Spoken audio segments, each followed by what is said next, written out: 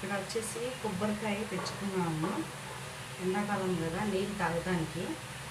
ఇదంతా పానం అంతా ఎక్కువ అవుతుంది. కొబ్బరి నీళ్ళు తాగితే చాలా గ్లూకోజ్ ఎక్కినట్టే మనకి.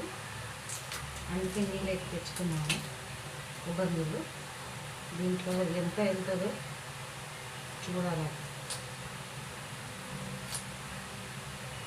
నీళ్ళైతే బాగున్నాయండి.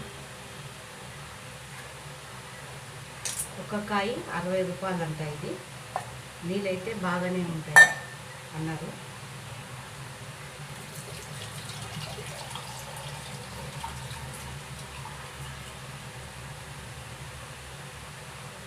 ఎక్కువనే వెళ్ళిందండి, బాగానే ఇంత నీళ్ళు వెళ్ళింది. ఒక కాయ మంచిగానే వెళ్ళింది 60 రూపాయలు. కానీ కాయ బాగానే ఉంది.